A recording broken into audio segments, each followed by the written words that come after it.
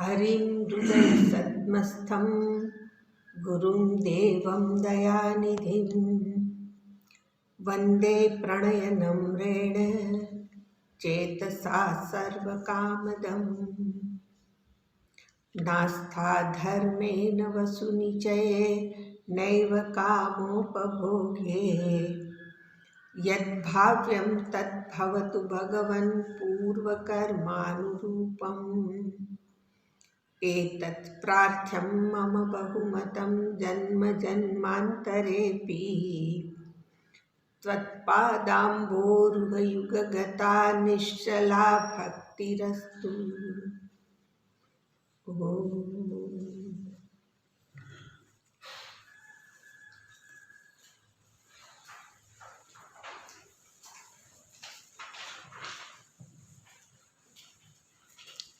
નિમિ રાજાના પ્રશ્નને અનુસરીને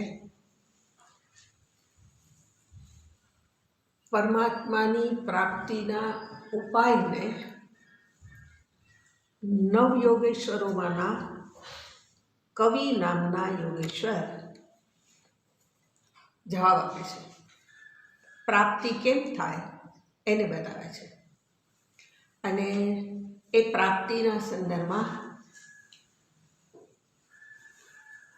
ઉપાય એવો બતાવ્યો કે જે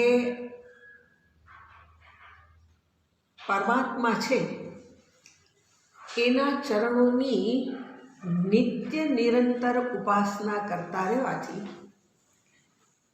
ધીમે ધીમે શું થાય છે તો કે ચિત્તવૃત્તિની અંદર અનેક પ્રકારના ઉદ્વેગ ભરેલા છે એ ઉદ્વેગની નિવૃત્તિ થાય છે અને પરિણામે પરમાત્મા સુગમતાથી પ્રાપ્ત કરી શકાય છે.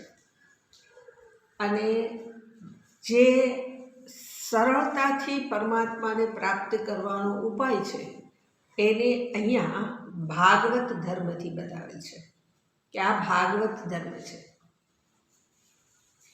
અને એ માર્ગ કેવો છે તો એની માટે આ યોગેશ્વરજીએ બતાવ્યું હતું કે જેવી રીતે માણસ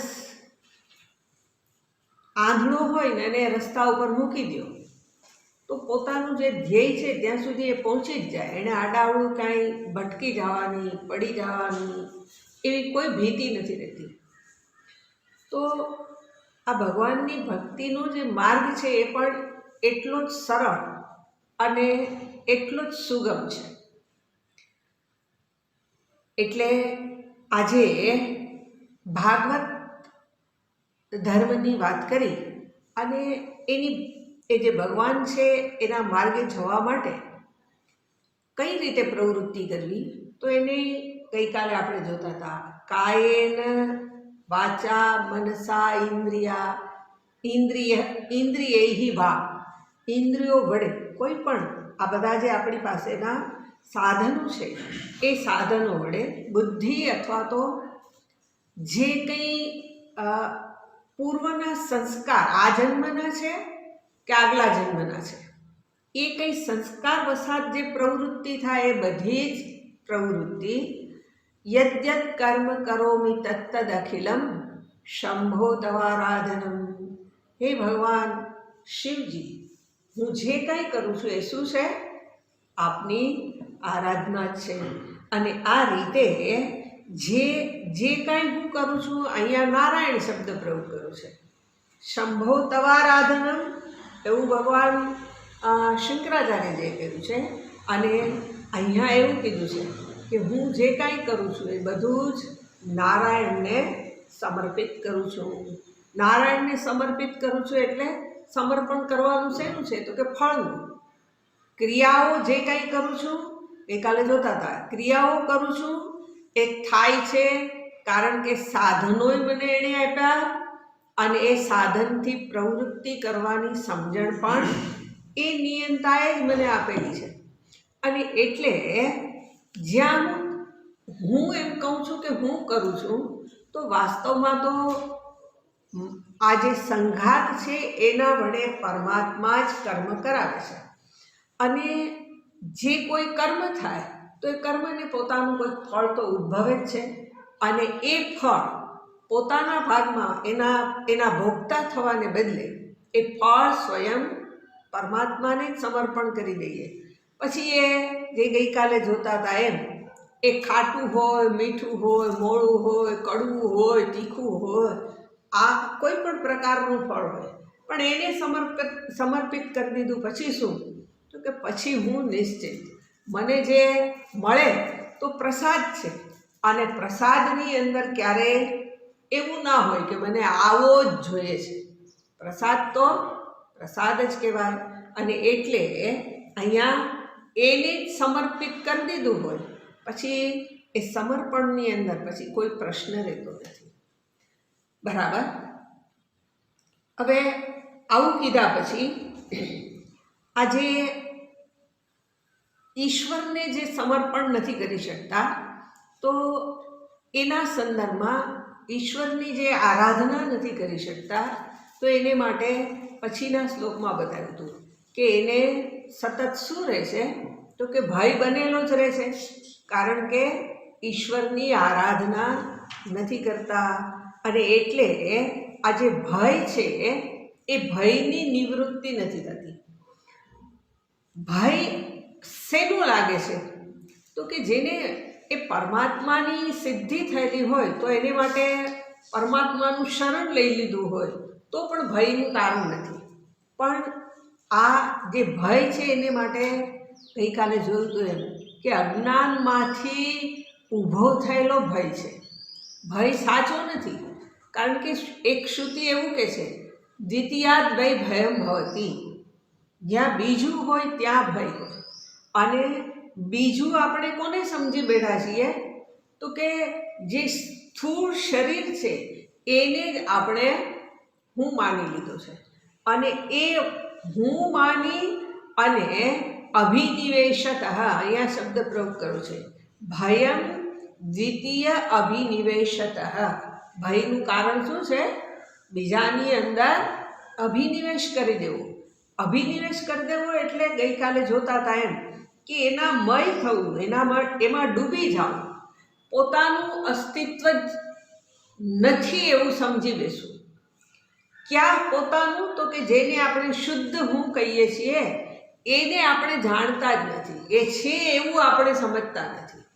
તો હું કોને સમજી લઈએ છીએ? અભિનિવેશ ક્યાં થયેલું છે? તો કે દેહાદી સંઘાતમાં. એટલે દેહની સાથે એવા એક થઈ ગયા છીએ કે એ એકને કારણે આપણને જે પરમાત્મા છે એની તરફ મુખ નથી થતું. એટલે ગઈકાલે જોતા હતા કે આવું થવાનું કારણ શું છે? તો કે ભગવાનની માયા, તત માયયા, એ ઈશ્વરની માયા છે. એ માયાને કારણે શું થયું છે? તો કે જે નિત્ય છે એને આપણે ભૂલી ગયા, અને જે એની અંદર અધ્યારોપિત છે, જે એક સમયમાં આવ્યું છે અને સમયમાં જનારું છે, એને આપણે સત્ય સમજી લીધું છે. એટલા માટે અહીંયા આ શ્લોકની અંદર એટલે 37મા શ્લોકમાં એવું કીધું છે કે ભયમ દ્વિતીય અભિનિવેશત સ્યાત ઈશાત અપેતસ્ય વિપર્યય સ્મૃતિ. ઈશ્વરથી એટલે કે પરમાત્મા તરફ આપણે શું કરી દીધું છે? કાલે જોતા હતા એમ પીઠ કરી દીધી છે, વાંસો કરી દીધો છે, અને મોઢું આપણું જગત તરફ છે. એટલે જગત તરફ મુખ છે એટલે શું થાય છે? તો કે જગતની અંદર જે શબ્દ, સ્પર્શ, રૂપ, રસ, ગંધ, તો આ બધા આપણને સારા લાગવા માંડ્યા સંસ્કાર વસાત, અને એની અંદર જ આપણે રમમાણ થઈ ગયા છીએ. તો અહીંયા જે ઈશાદ અપેતસ્ય, ઈશ્વરથી જે વિરુદ્ધ મુખ થઈ જવાના કારણે વિપર્યય, જે દેખાય છે એની અંદર જ હું ભાવ થઈ ગયો છે. દેખાય છે શું? તો કે સૌથી પહેલો તો આપણને આપણું દેહ જ દેખાય, અને એ દેહની અંદર આ પ્રમાણે અભિનિવેશ થયો છે, એને જ ઈશાદ અપેતસ્ય કીધું છે, એને જ વિપર્યય બુદ્ધિ કીધી છે. કે જેની અંદર વ્યક્તિ, આપણે એવું નથી વ્યવહારમાં કહેતા કે આ દેહ એટલે હું એમ, પણ છતાંય ત્યાં જ અહમ ભાવ છે, દેહની અંદર જ અહમ બુદ્ધિ છે, અને એટલે કે શુદ્ધ સ્વરૂપને આપણે જાણતા નથી. પરિણામે પેલી જે ઈશ્વરની માયા છે, એ માયા શું કરે છે? તો કે એ મને આ પ્રમાણે જ્યાં સુખ નથી ત્યાં સુખ દેખાડે છે, અને એ સુખ શોધવાની અંદર જ જીવનભર દોડતો રહું છું. દોડતા દોડતા દોડતા જ્યારે હાંફી જાઉં ત્યારે મને એમ ખબર પડે કે ઓ, મારી શોધ તો ઈશ્વર માટેની હતી. પણ એ પછીથી સમજાય કે જ્યારે આપણો સંઘાત આપણને સહકાર ન કરતો હોય, સંઘાત સહકાર ન કરે, પરિણામે શું થાય છે? તો કે એનો સહકાર ન હોય, એને આપણી બુદ્ધિ તો આની અંદર જ હું ભાવની છે, એટલે સતત એની સમસ્યાઓનું નિવારણ કેમ કરવું એમાં જ લાગ્યા રહીએ. એક દિવસ પેટ દુખે, બીજે દિવસે પગ દુખે, ત્રીજે દિવસે માથું દુખે, ચોથે દિવસે વળી આમાં સાંભળવામાં તકલીફ થાય, દાંત પડી જાય તો વળી પાછી નવી ઉપાધિ, આંખે ઓછું દેખાવા માંડે તો વળી નવી ઉપાધિ. તો આમ શરીરની સાથેના હું ભાવને કારણે સતત એવું થાય છે કે આપણે ઈશ્વરનું ચિંતન કરવાને સમર્થ નથી રહેતા. તો આજે ઈશ્વર વિમુખ થઈ જવાને કારણે શું થયું છે? તો કે આપણને સ્વની વિસ્મૃતિ થઈ ગઈ છે, વિપરીત બુદ્ધિ થઈ છે, અને એ જે માયા છે એના વસાત. માયા એટલે ગઈકાલે જોતા હતા, માયા નામની વાસ્તવમાં કોઈ વસ્તુ નથી, પણ આપણા મનમાં જે કંઈ ભાવ થાય છે એને જ આપણે આ પ્રકારે સમજેલા છે. એટલે તત માયયા, જે ઈશ્વર છે એની માયા વડે જ, અર્થાત એણે જે આપણને આપેલું મન છે એ મનની હારે જ એક થઈ જવાને કારણે આ પ્રકારની અનુભૂતિ છે. તો અહીંયા તત માયયા, હવે આ માયાના કારણે આ બધું થઈ ગયેલી છે. આ બધું એટલે વિપર્ય બુદ્ધિ, પોતાની જ વિસ્મૃતિ અને ભયની પ્રાપ્તિ થઈ છે. તો આની નિવૃત્તિ કરવા માટે ઉપાય શું? તો ત્યાં કીધું છે બુધઃ આ ભજે. ડાયો માણસ શું કરશે? આ સમસ્યાઓમાંથી બહાર નીકળવા માટે, ભયમાંથી નિવૃત્ત થવા માટે, વિપરીત બુદ્ધિમાંથી બહાર નીકળવા અને પોતાનું જ સ્મરણ કરવા માટે વ્યક્તિએ આ ભજેત. આ ભજેતનો અર્થ થાય ભજન કરવું એટલું જ નહીં, પણ ક્યાં સુધી ભજન કરવું એ બતાવ્યું છે. જ્યાં સુધી આ જીવન છે ત્યાં સુધી ભજેત. એક દિવસ એક સમય એનું ભજન એમ નહીં, પણ ભજન ક્યારે કરવું? તો કે જ્યારે જે કાંઈ કર્મ કરીએ, એટલા માટે આગળ કીધું કે જ્યારે જે કાંઈ કર્મ કરું એ આ સંઘાત માટે કરું છું એવું રહેવા દેવાને બદલે ઈશ્વર અર્થે કરું છું. અને એ દરેક કર્મ જ્યારે ઈશ્વર માટે થઈ જાય તો શું થઈ ગયું? મારી બધી જ ક્રિયા, જીવનભરની ક્રિયા કેવી થઈ ગઈ? આ ભજેત. આ ભજેતનો અર્થ જીવનભર કરતો રહો.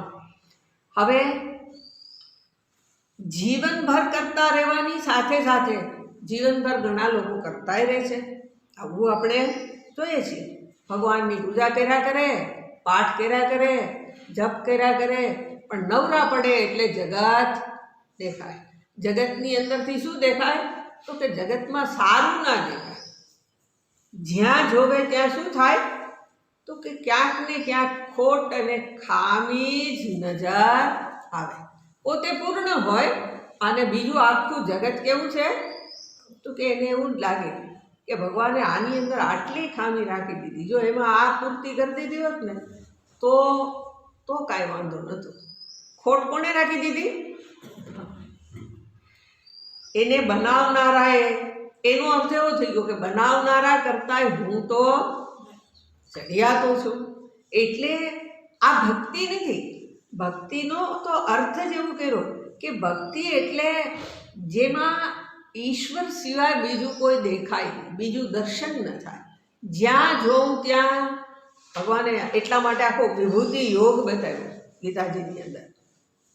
જગતની અંદર જે જે કાંઈ ઉત્કૃષ્ટ છે એ બધું જ, તો પછી નિકૃષ્ટ તો તમે નથી ને, એટલે અમને યાદ તમારું દર્શન નથી થતું. તો કે નહીં, એવું નથી. નિકૃષ્ટ તારી બુદ્ધિ છે, બુદ્ધિ તારી નિકૃષ્ટ છે, કે જે જોવે છે એની અંદર એને દોષ જ દેખાય છે. અને દોષ ક્યાંથી દેખાય છે? તો કે અંદર સંગ્રહિત છે એમાંથી જ બહાર આ પ્રમાણે નજર આવે છે. સારું નજર નથી આવતું. તો એ જે સારું નજર આવવા માટે શું? તો કે એના માટે ભજન તો ઈશ્વરનું જ કરવું. એ ભજન કરતાં કરતાં એવા કેટલાય દ્રષ્ટાંતો છે ભક્તોના, કે જે ભગવાનનું ભજન કરતાં કરતાં એને આ જે શાસ્ત્રનો જે સાર હોય એ એનું જીવન બની ગયું. એને શાસ્ત્રનું અધ્યયન કરવું ના પડ્યું, પણ શું થઈ ગયું? તો કે એમાં એની સ્થિતિ બની ગઈ. એટલે આજે ભગવાનની ભક્તિના સંદર્ભમાં અહીંયા એવું બતાવ્યું કે ભગવાનનું ભજન જીવનભર કરવું, અને જીવનભર કરવા માટેનો શબ્દ પ્રયોગ કર્યો છે. ભક્ત્યા એકયા, એકયા ભક્ત્યા. ભક્તિ કરવાની પણ એકની જ ભક્તિ કરવાની. એકની ભક્તિ કરવાનો અર્થ એવો થાય કે બીજાને જોવો નહીં. બીજાને જોવો નહીં એટલે જ્યાં મન વિપરીત દર્શન કરવા જાય ત્યાં એને જવા દેવું. એટલે એના માટે આપણે ગઈકાલે જોતા હતા કે એ ભક્તિ કેવી છે, તો એને માટે શબ્દ પ્રયોગ કર્યો હતો કે અવ્યભિચારિણી ભક્તિ. એકયા ભક્ત્યાનો અર્થ શું થાય? આપણે ભક્તિ કરીએ છીએ શબ્દની, સ્પર્શની, રૂપની, રસની, ગંધની, જ્યાંથી આપણને આ બધું શ્રેષ્ઠ દેખાય એની ભક્તિ આપણે કરીએ છીએ. આપણા મનને જે સારું લાગે, ઉત્કૃષ્ટ લાગે એનું ભજન. ભજન એટલે ફરી ફરી સ્વામીજીએ આ ભક્તિના સંદર્ભમાં વ્યાખ્યા કરી હતી. ભક્તિ એટલે શું? ભજનમ સેવનમ. એનું સેવન કરવું. સેવન કરવું એટલે એકને એક વસ્તુને જ એને જોયા કરવી. એ ભક્તિ આ પ્રમાણે સેવન કરવામાં આવે તો શું થશે? તો કે એ પરમાત્માના જ એકના સેવનથી ભલે કદાચ એ પરમાત્માની શોધ કરવામાં સમય લાગે, પણ એ શોધની સમાપ્તિ જરૂર થાય. સાચા રસ્તે વ્યક્તિ એકવાર નીકળી ગયો, કદાચ લાંબુ હોય જવાનું, તો પણ પોતાના ધ્યેયને તો એ પામી જ શકે છે. અને એટલા માટે આજે એક ભક્ત્યા એવું કહેવાની પાછળનું પ્રયોજન માત્ર એટલું જ છે કે જ્યાં વ્યક્તિ પોતે જુદું જુદું કંઈક કરવાની અંદર, જુદા જુદા વિષયોની પ્રાપ્તિમાં કે જુદા જુદા દેવતાઓની આરાધના કરવામાં વ્યક્તિ ખોવાઈ જાય છે. પોતાનું જે સાચું સ્વરૂપ છે એને જાણવા માટેની એના મનમાં જિજ્ઞાસા જ જન્મતી નથી. ક્રિયા માત્ર કરતો રહી જાય છે. અને એટલા માટે શું થાય છે? તો કે એક ભક્તિ વિશિષ્યતે. એ એકને જ પકડી રાખો કે જેથી કરી અને એની સિદ્ધિ થાય. બરાબર? હવે એક ભક્તિ તો કરવી છે, અને એ એક ભક્તિ મારે કરવી હોય તો એ કેવી રીતથી, એ ક્યાં માર્ગે ચાલુ? કારણ કે ઈશ્વરને તો મેં જોયો નથી. તો એને માટે જે મનમાં એક ભાવ જન્મવો જોઈએ, એક પ્રેમ જન્મવો જોઈએ. એ કેવી રીતે જન્મે? તો એને માટે ઉપાય બતાવ્યો છે, જે એટલું જ પદ આપણે છોડ્યું હતું. અને એ 37મા શ્લોકનું પદ છે ગુરુદેવતાત્મા. ઈશનું ભજન કેમ કરવું? તો એને માટે બતાવ્યું. એક ભક્ત્યા ઈશમ,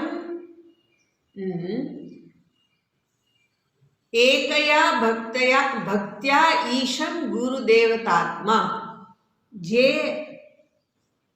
ઈશ્વરની પૂજા માટે શું કરવું? તો કે જેને આપણે ઈશ્વરને જોયો નથી, પણ આપણી સમક્ષ આપણા ગુરુ તો છે. એ શું છે?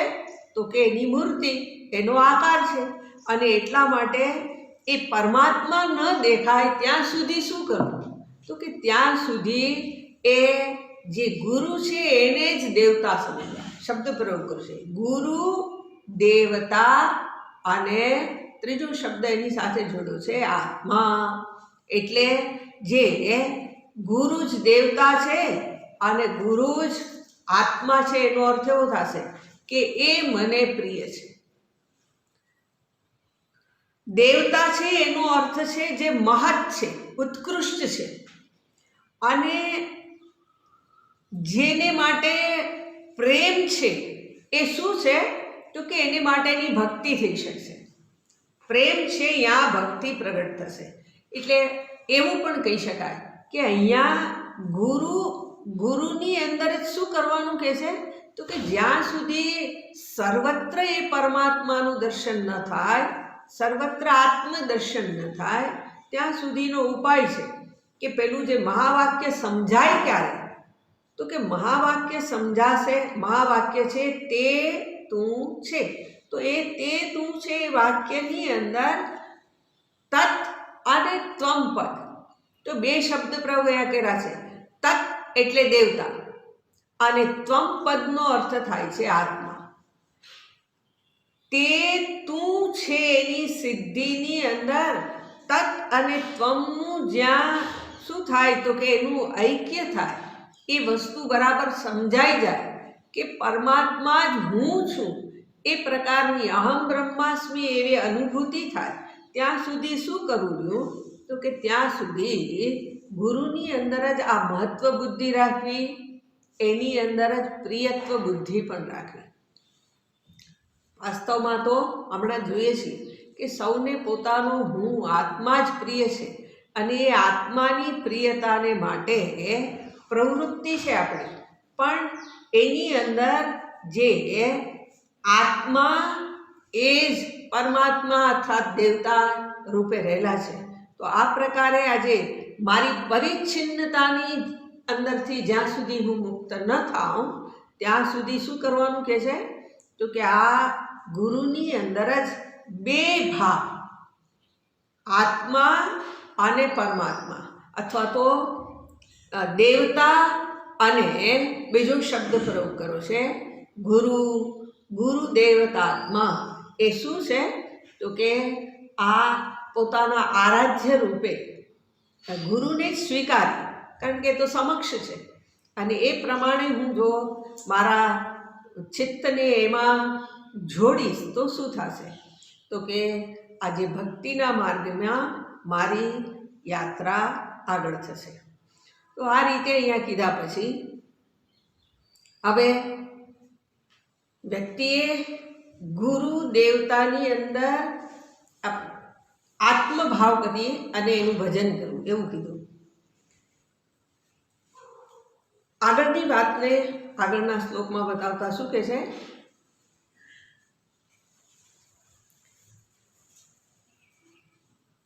અવિદ્યમાનોપ્યવભાતિ દ્વયઃ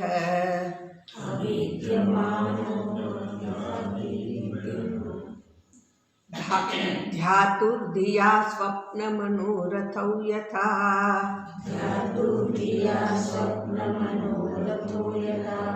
તત્કર્મ સંકલ્પ વિકલ્પકં મનઃ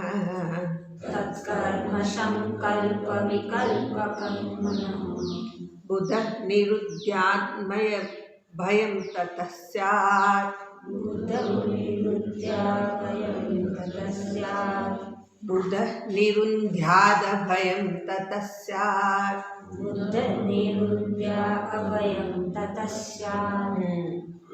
શું કહે છે? પહેલા અવિદ્યમાન અપી અવભાતિ દ્વયઃ, ન હોવા છતાં પણ, અવિદ્યમાન હોવું એટલે વસ્તુનું ન હોવું, ન હોવા છતાં પણ અવભાતિ આપણને દેખાતું જ રહે છે. જે વસ્તુ નથી છતાંય શું નથી? તો કે દ્વયઃ, બીજું, બીજા જેવું કાંઈ જગતમાં છે જ નહીં. એક પરમાત્મા જ સર્વત્ર છે. આપણે જોયું કે અવ્યભિચારની ભક્તિનો અર્થ જ છે જેમાં બીજાપણું છે જ નહીં. તો અહીંયા પણ શું કહે છે? જગતમાં બીજા જેવું કાંઈ છે જ નહીં, અવિદ્યમાન. અને છતાં પણ શું છે? તો કે ધ્યાતુહુ ધિયા સ્વપ્ન મનોરથૌ યથા. જેવી રીતે ધ્યાતુહુ એટલે ધ્યાન કરનાર અથવા તો ચિંતન કરનાર, એ પ્રકારે વિચારનાર વ્યક્તિ. ધ્યાતુહુ ધિયા, એની જે બુદ્ધિ છે એ ચિંતન કરનારની બુદ્ધિ વડે જ શું થાય છે? તો કે સ્વપ્ન અને મનોરથૌ એનું નિર્માણ થતું રહે છે. સ્વપ્ન ક્યાંથી નિર્માણ થાય છે? પોતાના જ મનમાંથી. અને જેને આપણે મનોરથ કહીએ છીએ એ મનોરથ પણ મનમાંથી જ. એટલે ધ્યાતુહુ ધિયા સ્વપ્ન મનોરથૌ યથા તત્કર્મ સંકલ્પ વિકલ્પકમ મનઃ. જે કાંઈ છે મનોરથ થાય એની અંદર એના વડે પછી શું થાય? તો કે કર્મ થાય. અને એના જ સંદર્ભમાં સંકલ્પ અને વિકલ્પ જન્મતા રહે છે. તો એ જન્મતા સંકલ્પ વિકલ્પો એ જ મન છે. ડાયો માણસ શું કરશે? તો એને બતાવી દીધું. બુધ નિરુંધ્યાત. પોતે ડાયો માણસ એ છે કે આ મનનો જ નિરોધ કરી દે. તો નિરુંધ્યાત એનું નિરોધ કરવાથી, મનને પોતાના વશમાં કરી લેવાથી અભયમ તતઃ સ્યાત્. પછીથી શું થશે? તો કે અભયની પ્રાપ્તિ થશે. એટલે અહીંયા આજે બીજા જેવું છે જ નહીં, અને છતાંય આપણને બીજું દેખાયા જ કરે છે. આપણા મનની અંદર વિક્ષેપ દેખાતો જ રહે છે, બનેલો જ રહે છે. એ વિક્ષેપ રહેવાનું કારણ છે વ્યભિચાર. વ્યભિચાર એટલે જે બીજું છે એની સાથે એક થઈ જવાનું, એની શરણાગતિ સ્વીકારી લેવી. એટલે આ જે સંસારના વિષયો છે એની અંદર જ મનનું લાગેલા રહેવું. ઈશ્વરને માટે મનમાં કોઈ ભાવ નથી. એટલે અહીંયા શબ્દ જ પ્રયોગ કર્યો છે કે આ બધું જ આખું જગત છે એ કેવું છે? તો કે મનનો જ વિલાસ છે. માંડુક્ય ઉપનિષદની અંદર શું કીધું છે? કે આ આખું જગત આવ્યું ક્યાંથી છે? તો કે પોતાના મનમાંથી જ એનો ઉદ્ભવ થયેલો છે. અને એટલે જે છે નહીં અવિદ્યમાન અપી અવભાતિ, જે છે જ નહીં એનું એ શું થાય છે? તો કે આપણને દેખાતું રહે છે. અને સત્ય છે એ આપણી સમક્ષ નથી આવતું. એટલે વિષયો સાચા નથી, છતાં ફરી ફરી આપણી સમક્ષ વિષયો જ આવતા રહે છે. એની અંદર પ્રિયત્વ નથી, પણ ક્યારેક આપણને કોઈક વિષય પ્રિય લાગે છે અને કોઈક વિષય આ મને ગમતો નથી. તો જે પ્રિયત્વ કહીએ છીએ એ વાસ્તવમાં ક્યાં છે? તો કે પ્રિય હોવું એ તો આત્માનો સ્વભાવ, એનું સ્વરૂપ છે. પ્રિયત્વ આપણને એને માટેનું જ છે. એટલે જે પદાર્થોના સંદર્ભમાં આપણને પ્રિયત્વ અપ્રિયત્વની ભાવના થાય છે, તો એમાં એવું છે કે મને જે એક વિષય પ્રિય લાગે છે એ બીજાને કેવો લાગે છે? તો કે એને અપ્રિય લાગે છે. દાખલા તરીકે આપણે એવું જ લઈએ કે ભોજનની અંદરથી મને મીઠાઈ ભાવે, બીજો હોય તો એને શું થશે? તો કે ના, મને તમે મીઠાઈ દેખાડતા નહીં, મારે મીઠાઈ જોવી નથી. એટલે ખાવાનું તો છે જ ઉડી ગયું, ખાવું તો છે જ નહીં. તો એ જે આશ્રમમાં શ્રુતિસારાનંદજીને મીઠાઈ ભાવે જ નહીં, ખાય જ નહીં, થાળીમાં લે નહીં, હાથ જ ન અડાડે. કેમ? તો કે મીઠાઈ મને ભાવે નહીં. એટલે એક પણ નામની જેની અંદર તમે ખાંડ ગોળ નાખો એમાંનું એને એકેય ન જોઈએ. કારેલાનું શાક દો તો ચાલે, કારેલાના શાકમાં વાંધો ન પડે. અને મારા જેવાને એવું કે કારેલા તો આપણને એમ નહીં કડવું છે એટલે કેમ ખાવાનું. હવે એ કડવું મીઠું એ તો પેલાનો સ્વભાવ છે, એનો સ્વભાવ એણે નથી બનાવ્યો.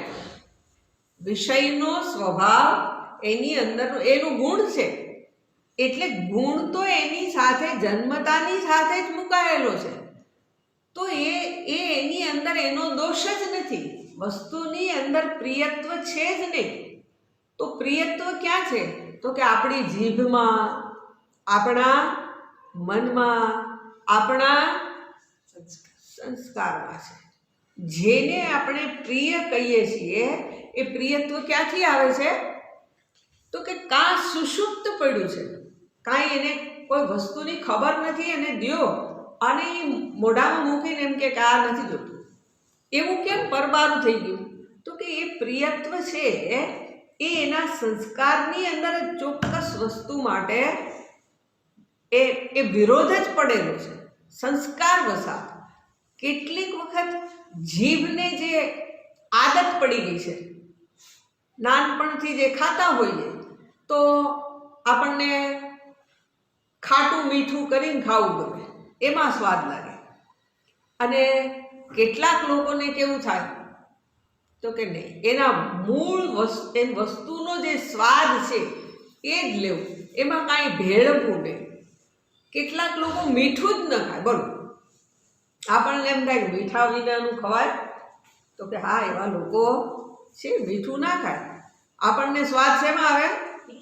મીઠું ખાઈએ, અંદર બનાવેલી વસ્તુમાં મીઠું ન નાખીએ તો આપણે એમ કહીએ ઉપરથી આપો તો આમાં તમે ભૂલી જશો. એટલે ભેળવીને ખાઈએ, પણ અંદર જોઈએ તો સ્વાદ મીઠાનો છે એવું ના કહેવાય, સ્વાદ ગોળ કે ખાંડનો છે એવું ના કહેવાય. ક્યાં સ્વાદ રહેલો છે? વ્યક્તિના મનમાં અથવા તો એના જે સંસ્કાર છે એમાં.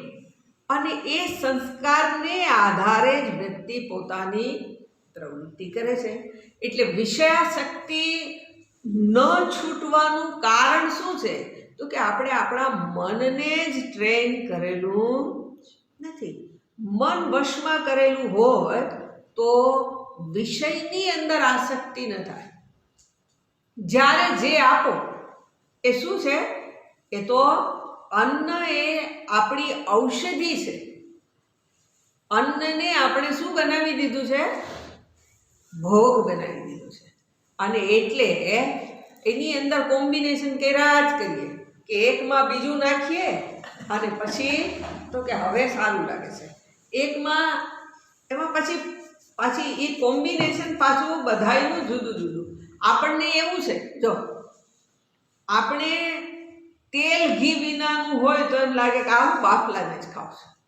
પણ ઓલા ફોરેનથી આવે એ લોકો તો કે એને તેલ ઘી ગમે જ નહીં. એટલે એ શું સૂચિત કરે છે કે વ્યક્તિને જે પ્રકારની આદત પડી છે, નાનપણથી જ આદત, તો એ જ લેવાનો છે. આપણે ઘઉં વિના ન હાલે, ઘઉં બાજરો જોઈએ. અને સાઉથ ઇન્ડિયન હોય તો એને ચોખા જોઈએ, એને એના વિના ન ચાલે. તો સેનાય વિના ન ચાલે એવું તો એ ક્યાં છે? તો કે આપણા મનની અંદર. એટલે આજે મન જ્યારે પોતાના વશમાં ન રહે અથવા તો વિષયાસક્ત થાય, એવા મનને આપણે ઈશ્વરની તરફ ન વાળી શકીએ. અને એટલા માટે સૌથી પહેલું ઈશ્વરના ભજન માટે શું કરવું પડે? તો કે મનને વિષયોની આસક્તિમાંથી છોડાવવું જોઈએ, એમાંથી મુક્ત કરવું જોઈએ. કારણ કે બધા જ અનર્થનું મૂળ આપણું મન છે. અને જ્યાં સુધી આવી નાની નાની વાતોમાં પછી હવે વસ્તુ ખાવાની ન ભાવે ત્યાંથી મન આગળ જશે કે મને આ વ્યક્તિ હારે ન ફાવે, આ વ્યક્તિ મને ના ગમે, આવું બધું ક્યાંથી આવે? તો કે બધું એની પરંપરા જ છે, કારણ કે મનને આપણે ટ્રેન નથી કર્યું. તો આજે સાધનાની અંદર શું છે? તો કે અનર્થનું મૂળ આપણું મન છે, એ મનને સંયમિત કરતા શીખવું. એટલે કેમ એવું તમે કહો છો? તો કે એ મન જ અવિદ્યમાન અપી અવભાતિ, આખું જગત દેખાડે છે કોણ મને? મારું જ મન, જે છે જ નહીં. દ્વૈત પ્રપંચ નામની વસ્તુ જ નથી. ખાટું મીઠું કડવું તીખું, જે હમણાં કીધું, ગમવું ન ગમવું, આ બધું જ છે એ આપણા મને જ કરાવેલું દર્શન છે. અને એટલે જો જોવા જઈએ તો હમણાં જોયું તેમ કે સર્વત્ર એક પરમાત્મા જ છે, બીજો કોઈ વિષય જ નથી. જો બીજો વિષય ન હોય તો બીજાની જે મારી કલ્પના છે એ શું છે? તો કે એ જ છે. એટલે આજે એ વસ્તુ આવી ક્યાંથી એવું સૂચિત કરવા માટે જે અહીંયા શબ્દ પ્રયોગ કર્યો છે કે ધ્યાતુહુ ધિયા. જે વસ્તુનું વ્યક્તિ ચિંતન કરે છે એની બુદ્ધિમાંથી એ વસ્તુ બહાર આવે છે. ધ્યાતુહુ ધિયા, ધિયા એટલે બુદ્ધિ, એની બુદ્ધિ અથવા તો અંતઃકરણ, અંતઃકરણમાંથી બહાર શું આવે છે? તો કે જે એણે ચિંતન કર્યું છે, જે વિચાર્યું છે એ વસ્તુ બહાર આવે છે. એવું તમે કેવી રીતે કહી શકો? તો કે ભાઈ અમે માત્ર ક્યાં કહીએ છીએ, આવું સ્વયં આપણા દાદા ગુરુએ કીધેલું છે. શું છે? સ્વપ્ન મનોરથૌ. સ્વપ્ન અને મનોરથ એ શું છે? તો કે એ પણ આવી રીતે સંસ્કારમાંથી જ નીકળેલા છે. સંસ્કારમાંથી એટલે બહાર ક્યાંય નથી. સ્વપ્ન આવે તો ક્યાંથી આવે છે? સ્વપ્ન સૂઈ ગયા છીએ, બહાર જગત તો બધું જંપી ગયું છે અને આ સંઘાતે બિચારો શાંત થઈ ગયો છે અને છતાંય અહીંયા કંઈક દેખાય છે. તો એ સ્વપ્ન આવ્યું ક્યાંથી? તો કે હુંમાંથી જ એ સ્વપ્ન બહાર આવે છે. અને એ સ્વપ્ન મને કેવું લાગે છે? તો કે સાચા જેવું જ લાગે છે. જેવી રીતે સ્વપ્ન મારી જ અંદરથી પ્રગટ થઈ અને મને સાચા જેવું દેખાય છે, એવી જ રીતે મનોરથૌ, મનોરથ બેને માટે દ્વિવચન પ્રયોગ કર્યો છે. મનોરથ છે એ પણ કેવા છે? તો કે એ અંદર જ પડ્યું છે સંસ્કાર રૂપે અને એ મનોરથ રૂપે પ્રગટ થાય છે. મનોરથ એટલે આપણે એવું કહી શકીએ કે મનને એક રથ આપી દીધો અને એમાં એને બેસાડીને કીધું કે હવે તું તારે ફર, તારે જ્યાં જે જોતું હોય એ મજા કર. એટલે આ મનોરથ કરવાનો અર્થ છે કે અંદર જે આપણા મનની અંદર કલ્પનાઓ હોય એ કલ્પના પ્રમાણે પ્રવૃત્તિ કરી. એટલે જગતને સારું કે ખરાબ એવા વિભાગમાં એને વિભાજિત કરાવનાર આપણું જ અંતઃકરણ છે. તો આ રીતે શું થયું? તો શ્લોકની અંદર કહે છે કે આ જે સ્વપ્ન અને મનોરથ છે એ બે આપણી અંદરથી બહાર આવે છે. એટલા માટે શું? તો કે તત્કર્મ સંકલ્પ વિકલ્પકમ મનઃ. આજે કર્મો જે છે એ મારા જ સંકલ્પ અને વિકલ્પમાંથી જ પ્રગટ થતું રહે છે. બરાબર? એટલે કર્મ કરવાની જે કંઈ આપણા મનમાંથી વૃત્તિ જન્મતી હોય તો આપણે એવું સમજીએ કે નહીં મારી તો ઈચ્છા નથી આમને, પણ એ ઈચ્છા વિના કોઈ કર્મ થાય નહીં. જે કર્મ ઈચ્છા રૂપે જ છે. આપણે એવું એને નામ આપી દઈએ કે ભગવાને મને સૂઝાડ્યું અને મેં કર્યું, પણ ભગવાને સૂઝાડ્યું એટલે કોને? ક્યાં ભગવાને સૂઝાડ્યું? તો કે મારી અંદર રહેલું જે મન છે એ મન એવું કહે છે કે આમ કર, એટલે પ્રવૃત્તિમાં જોડનાર આપણું મન છે. તો એ સંકલ્પ વિકલ્પ, આમ કરું કે ના કરું, સંકલ્પ કર્યો કે આમ કરું, વળી પછી પાછું એવું થાય કે ના ના આજનો દિવસ તો હવે સત્સંગમાં જવું જ નથી. વિકલ્પ, સંકલ્પમાંથી વિકલ્પને નિશ્ચિત કર્યો કે આમ કરવું છે. તો આજે મન છે એને આવું સંકલ્પ વિકલ્પ કર્યા જ કરે. પરિણામે શું થાય તો કે આપણે જે ધ્યેય સિદ્ધ કરવાનું છે એ તરફ આપણી પ્રવૃત્તિ જ ન થાય. એટલા માટે અહીંયા બતાવ્યું છે કે બુદ્ધ નિરુંધ્યાત. જે ડાયો માણસ છે એ શું કરશે તો કે એનો નિરોધ કરશે એટલે એને પોતાના વશમાં કરશે. એટલે મનમાં આ પ્રકારે જે નિરોધ કરવાને કારણે શું થશે તો કે જે સંસારના વિષયોમાં પ્રિયત્વ છે એ ઘટશે. પરિણામે વિક્ષેપ નહીં રહે. મનમાં જે વિક્ષેપો જન્મે છે એ નહીં રહે, બરાબર. અને વિક્ષેપ નહીં રહે તો પરમાત્માનું ચિંતન સારી રીતે થશે. જેમ હમણાં જોયું હતું કે સ્વપ્ન અને મનોરથ બે મનમાંથી નીકળે છે, એમાંથી બહાર આવે છે. એવી જ રીતે કામ ક્રોધાની જે વૃત્તિ છે એ પણ શું છે, આપણે એવું કહીએ કે બાર વ્યક્તિએ આમ કર્યું અથવા તો આ પ્રકારની પરિસ્થિતિનું નિર્માણ થયું, પરિણામે મને ક્રોધ આવ્યો, પરિણામે મારા મનમાં કામના જન્મી. તો કે ના, આવું નથી. આ પણ અંદરથી જ રહેલું છે, અંદરથી જ એ બહાર પ્રગટી આવે છે. જેવી રીતે ઓલો આપણે મને ટાઢિયો તાવ યાદ આવે છે. ઠંડી લાગે, શિયાળો હોય અને ઠંડી લાગે તો શું થાય તો કે આપણે ઓઢી લઈએ તો ઠંડી એનું શમન થઈ જાય. પણ ટાઢિયો તાવ આવે તો શું થાય, આવ્યો એને જ ખબર પડે, ન આવ્યો એને ખબર પડે. એ જે ઠંડી છે એ અંદરથી આવે. એટલે તમે માથે ઓઢી લીધું હોય તો પણ આવે, હવે ન આવ્યો હોય તો બીજાને જોયા છે ખરા આપણે, એને શું થાય, તાવ, ટાઢિયો તાવ નથી આવ્યો. મને હવે કૈલાસ ગયા હતા ને, ત્યાં થયું હતું. પેલા કૈલાસની ટોચ ઉપરથી ઉતરતા હતા, એટલે પેલો જે ગાઈડ હતો સાથે એણે તો કહી જ દીધું હતું કે બધા ભાગવા જ માંડો, કારણ કે વાતાવરણ બદલી ગયું છે, હિમવર્ષા ગમે ત્યારે શરૂ થશે. ઘોડા ઉપર બધાને ચડાવી ભાગતા જ કર્યા હતા. બધાએ રેનકોટ ને બધું જ પહેર્યું હતું અને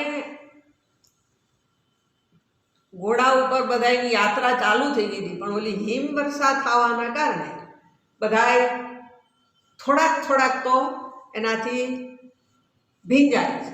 હવે એવું થયું હતું કે પગમાં બૂટ પહેર્યા હોય અને પાછા મોજાય પહેર્યા હોય. એ વરસાદમાં બૂટ અને મોજા પલળેલા, એ જે ઘોડા હાલીને ઉતારે પહોંચ્યા ત્યાં સુધી પહેરેલા જ રાખ્યા.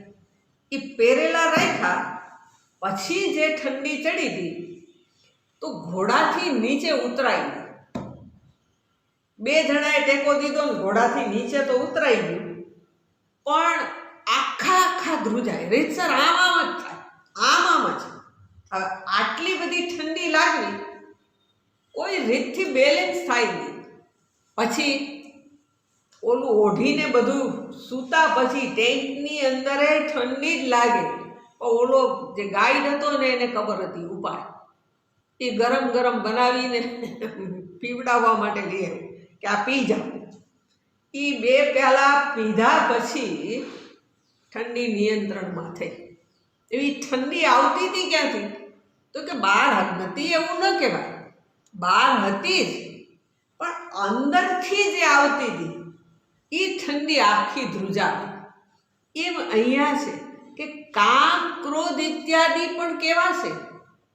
તો કે કામ ક્રોધાદિ પણ આપણા મનમાંથી જ આવે છે. અને એટલે એ જે મન છે એને જો તમે હેન્ડલ ના કર્યું હોય, એને સંભાળ્યું ના હોય તો શું થશે? તો કે પરિસ્થિતિનું નિર્માણ થશે ને ઓલું ઠેકડો મારીને કામ ક્રોધ એની મેળે જ ઠેકડો મારીને આવી જશે. એટલે જે અંદરની વસ્તુ છે એ નિયંત્રિત કેવી રીતે થાય? તો કે અંદર જે છે એને જ નિયંત્રિત કરો. કોને નિયંત્રિત કરો? તો કે ગડબડ કરનાર છે એ આપણું મન છે.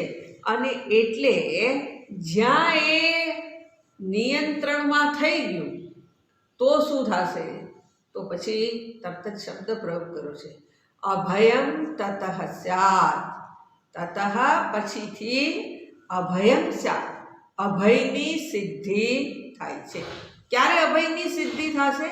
તો કે જ્યારે મન છે એ વશમાં થઈ જશે. મન તમે કયો એમ કરતું થઈ જશે ત્યારે શું થઈ જશે? તો કે ત્યારે અભયની પ્રાપ્તિ. પણ હવે તમે આમ વાત કરો છો એવું હેલું મનને વશમાં કરવાનું નથી. એ તો સ્વયં ભગવાને કીધું છે ગીતાજીમાં, વાયો ઇવ દુષ્કરમ. વાયુની જેમ વાયુને આપણે પકડી ન શકીએ, એને વશમાં ન કરી શકાય, એમ આ મન છે એ પણ એવું છે. એટલે તમે આ જે મનને વશ કરવાની વાત કરો છો એ તો એવું થાય કે ઓલા તણખલાથી પેલું પક્ષી ટીટોડીની વાર્તા છે એની જેમ કે ટીટોડી સમુદ્રને ઉલેચવાને પ્રવૃત્ત થઈ, આખી જિંદગી ઉલેચા કરે છે તોય સમુદ્ર ઉલેચાય નહીં. સમુદ્ર ઉલેચાય નહીં એમ મારું મન પણ મારા વશમાં થઈ શકે નહીં. એટલે મનને વશમાં કરવું હોય તો શું કરવું? ઉપાય શું? તો કે મનને વશમાં કરવામાં સારા માર્ખાઈ ગયેલા છે. એવા બધા જે પુરાણોની અંદર દ્રષ્ટાંત છે એ આપણને સમજણ આપવા માટે છે કે તમે સમજો છો એટલું જલ્દીથી મન તમારા વશમાં થાય નથી. એટલે જ ઋષિ મુનિઓએ એક ઉપાય આપ્યો. શું ઉપાય આપ્યો છે? તો કે કેટલાક યોગ માર્ગની અંદર તો કે પ્રાણાયામ કરો તો મન વશમાં થાય. પણ કેટલી વાર થાય? પ્રાણાયામ કરો એટલી વાર. પ્રાણાયામ કરવાનું બંધ કરો પછી શું થાય? તો કે ફરી પાછી એની પ્રવૃત્તિ એ કરવા માંડી જાય. એટલે પેલું આજે વેદાંતને આધારે વ્યક્તિ પોતાને જ્ઞાની સમજતો હોય અને ઘટાકાશ મઠાકાશ ને એવી બધું ચિંતન કરે તો કે એ ચિંતન જ્યાં સુધી થાય ને એટલી વાર મન વશમાં મનને વશમાં રાખવાનું બહુ અઘરું છે. ક્યું મન? તો કે જે છે નહીં, હમણાં જ કીધું અવિદ્યમાન હતી, એનું હોવાપણું અર્થાત એ સત્ય નથી. અવિદ્યમાનનો અર્થ છે કે જે અત્યારે અનુભવાય છે આપણને મન, એ મન પોતાના શુદ્ધ સ્વરૂપમાં કલ્પિત છે, સત્ય નથી. તો એ કલ્પિત વસ્તુ અર્થાત મિથ્યા છે એ જ આપણને શું કરે છે? તો કે અંભાવે છે. તો એને શું કહેવાય? એના પકડમાંથી છૂટવું હોય અથવા તો મનને વશમાં કરવું હોય તો ઉપાય શું? તો કવિ યોગેશ્વર શું કહે છે? તો પછીનો શ્લોક બતાવ્યો છે. શું કહે છે? શૃણ્વन् સુભદ્રાણિ રથાંગ પાણિઃ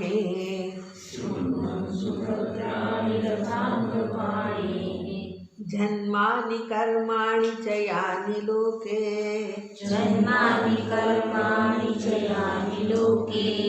ગીતાनि નામાनि તદર્થકાनि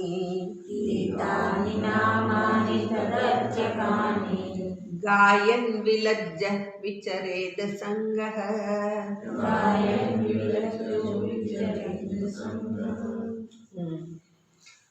શૃણ્વન સુભદ્રાણી, જે સુભદ્ર છે એને શું કરો? શૃણ્વન, સાંભળીને. કોણ સુભદ્ર છે? તો એને કીધું છે રથાંગ પાણે. રથ અંગ પાણે એટલે હાથમાં, જેના હાથમાં રથનું અંગ છે. રથનું અંગ છે એટલે ચક્ર છે. રથાંગ પાણે નો અર્થ બીજો, એ ભગવાનનું નામ ચક્રપાણી પણ કીધા છે. ભગવાન કોણ છે? ચક્રપાણી, જેના હાથમાં સુદર્શન ચક્ર છે એ. એટલે એ સુભદ્રાણી કર્માણી ત્યાં પણ લઈ શકાય.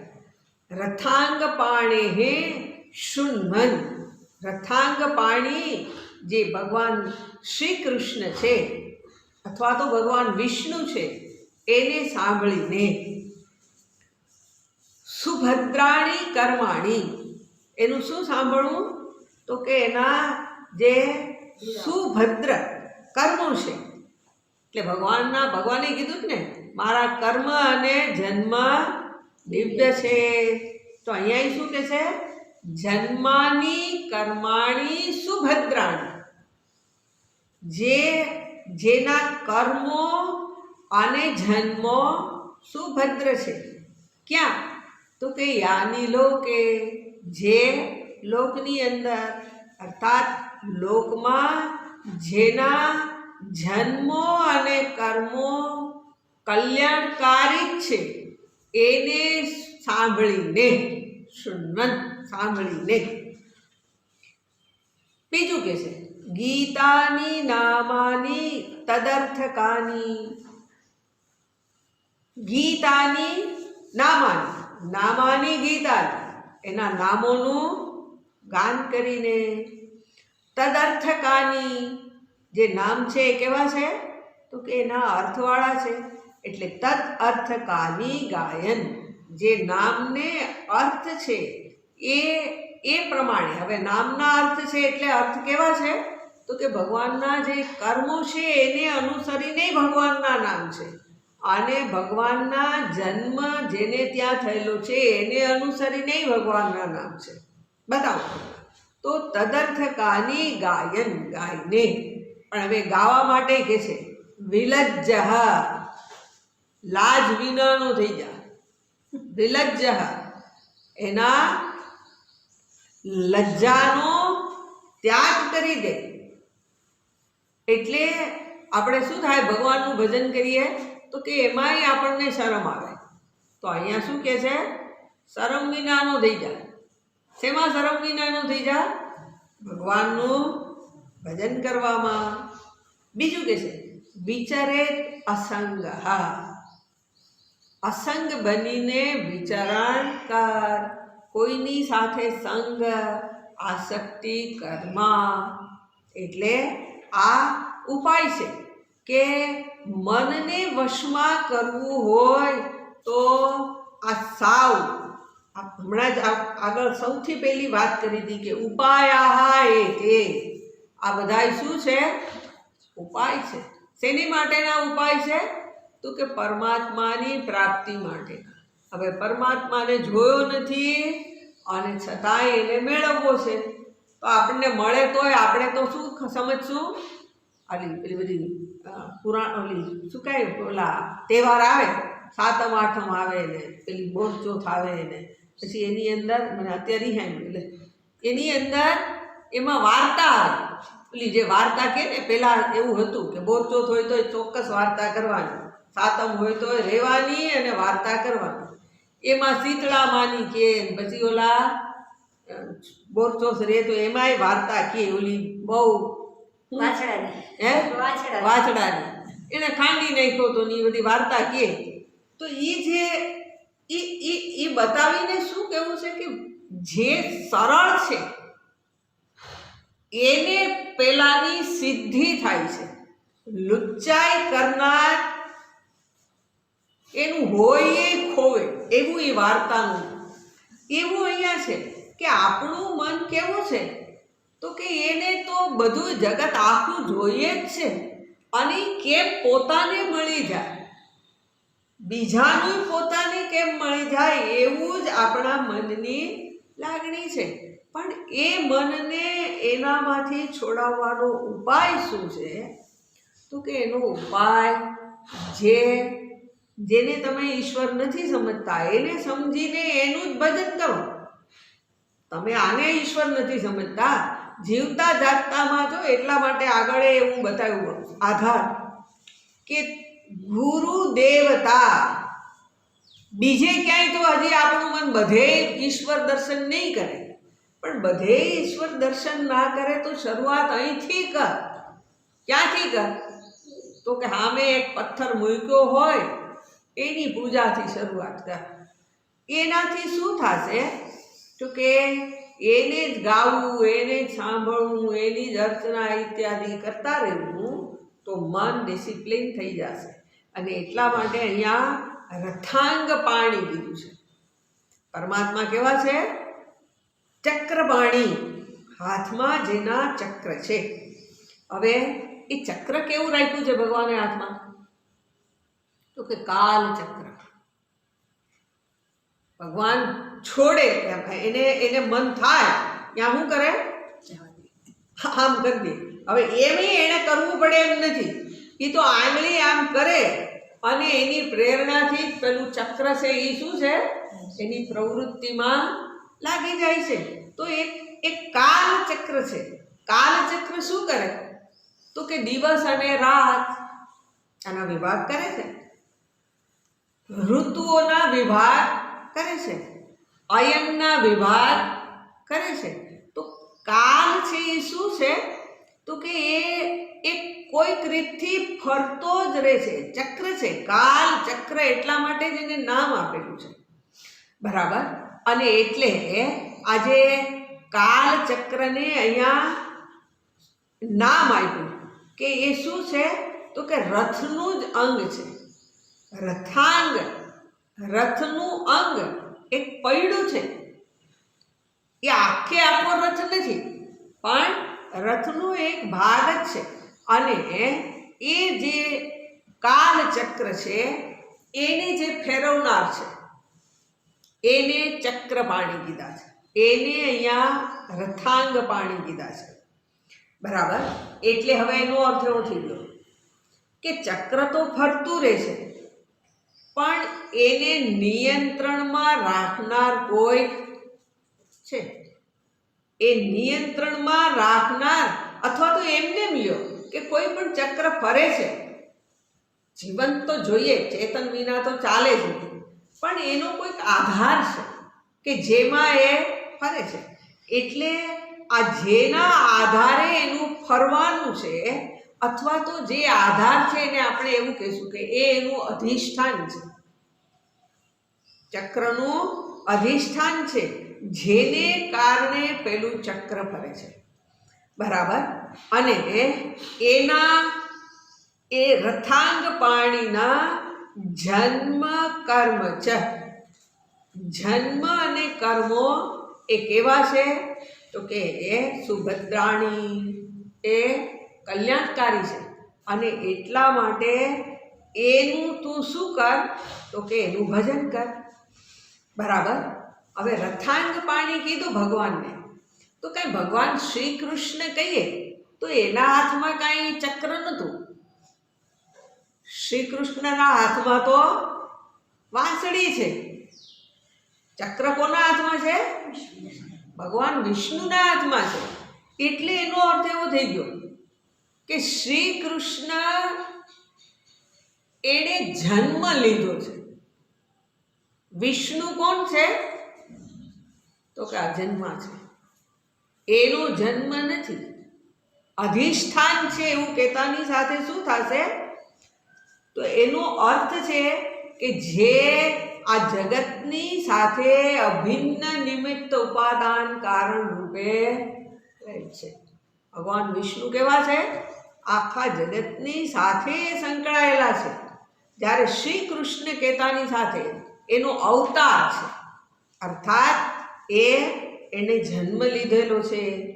એટલે જન્મ લેવાનો અર્થ છે જેણે એક રૂપને ધારણ કર્યું છે. પછી કર્મ કહેતાની સાથે શું થશે? તો કે કર્મ એણે ક્યાં કર્યું?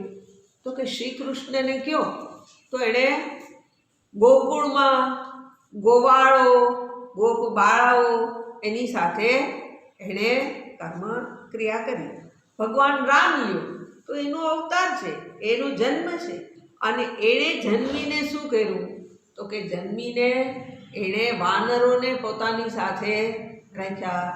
તો પોતાની ક્રિયાની અંદર આ લોકોએ શું કર્યું? જેણે જેણે અવતાર લીધો એણે તો કે બીજાને પોતાની સાથે રાખી અને પોતાના કર્મને કર્યા.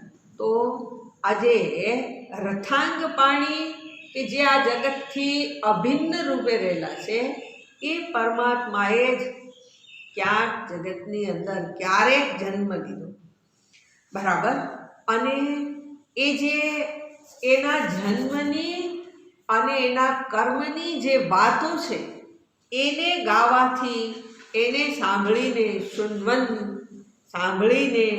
સાંભળીને શું થશે? તો કે સાંભળીને તમારા મનની અંદરના જે વિક્ષેપો છે એ દૂર થશે. મનમાં જે વિક્ષેપો જન્મે છે એ જન્મતા બંધ થશે.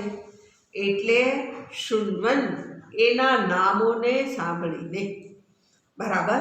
એટલે આ રીતે જે પરમાત્મા છે એને એનું ગાન કરવાથી અથવા તો અંતઃકરણમાં એ પરમાત્માને ધારણ કરવાથી એણે ક્યારે એના જન્મો ક્યારે થયા? એના જન્મોના સંદર્ભમાં વિચાર કરીએ તો ભગવાનના 10 અવતાર પહેલાંની અંદર ભાગવતજીની અંદર બતાવ્યા. તો એ 10 અવતાર શું કરવાને બતાવ્યા છે? કે ભગવાનને કોઈ પણ રૂપ સાથે કોઈ વાંધો નથી. અને દરેક અવતારની પાછળ કોઈક ને કોઈક એક પ્રયોજન રહેલું જ છે. એ પ્રયોજનોની વાતો સાંભળીએ વિસ્તારપૂર્વક તો મન ત્યાં રોકાયેલું રહેશે. મન એની જ અંદર રોકાયેલું રહેવાને કારણે શું થશે? તો કે જગતના વિચારો છૂટશે. તો આ રીતે ભગવાનના જન્મ જે સુભદ્ર છે, કલ્યાણકારી છે, એવા ભગવાનના નામો એટલે જન્મતાની સાથે દેવકી નંદન, યશોદાનંદન આવાના નામ છે ભગવાનના. અથવા તો વાસુદેવ એ પણ ભગવાનનું નામ છે. કયું નામ છે? તો કે જન્મ લીધો, શરીર ધારણ કર્યું, એ શરીરના નામ થયા. અને કર્મને આધારે ભગવાનના નામ શું થયા? તો કે વાંસળી વગાડી તો બની ગયા મુરલીધર. પેલા ગોવર્ધનને ધારણ કર્યો તો બની ગયા ગોવર્ધનધારી. પેલા ધનુષ બાણ હાથમાં લીધા તો શું બની ગયા? એ ધનુર્ધારી બની ગયા. નામ એના છે, એના કર્મને બે શબ્દ પ્રયોગ કરે ને કે જન્મ કર્મ એને આધારે એને પ્રાપ્ત થયેલા જે નામ છે. તો તદર્થકાની નામાની શૃણ્વન ગાયન, એના અર્થ સાથેના કે આ ભગવાનનું નામ છે. તો ત્યારે ભગવાન કેવા હોય? તો કે ધનુર્ધારી કહેતાની સાથે આપણી સામે ઓલો મુરલીવાળો ન આવે. ધનુર્ધારી કહેતાની સાથે સામે કોણ આવી જાય? ભગવાન રામ છે એ આવે. તો એ શું થયું? જો સામે આવવાનો અર્થ શું છે? નહીતર જગત આવે છે. પણ ધનુર્ધારી કહેતાની સાથે આપણા મનસ્ચક્ષુ સમક્ષ એક રૂપ જે આવે છે, એ રૂપ સામે આવ્યું ત્યારે આખું જગત બાજુમાં થઈ ગયું છે. તો એના જે નામ છે એના અર્થની સાથે એનું શ્રવણ અને એનું ગાન થાય તો શું થશે? તો કે તો મન છે એનો નિરોધ કરવો પડશે નહીં. આપણે જોતા હતા એવું કે આ મનને સીધું રાખવું, એને પોતાના વશમાં રાખવું અઘરામાં અઘરું કામ છે. પણ આ કામ સહેલું છે. ભગવાનના જન્મ કર્મનું અનુસંધાન કરવાનું સહેલું છે. ત્યાં અનુસંધાન કર્યું એટલે શું થયું? તો કે વિષયોમાંથી મન પાછું આવી ગયું. કેવી રીતે આવી ગયું? આયાસ રહિત. તો આ અહીંયા શૃण्वन् સુભદ્રાણી રથાંગ પાણી જન્માની કર્માણી ચ યાની લોકે. થોડુંક બાકી રહેશે, અર્ધું પદ, એને આપણે આવતા વખતે કહીશું. ઓમ પૂર્ણમદ પૂર્ણમિદં પૂર્ણાત પૂર્ણમુદચ્યતે પૂર્ણસ્ય પૂર્ણમાદાય પૂર્ણમેવાવશિષ્યતે. ઓમ શાંતિ શાંતિ શાંતિ. હરિ ઓમ. શ્રી ગુરુભ્યો નમઃ.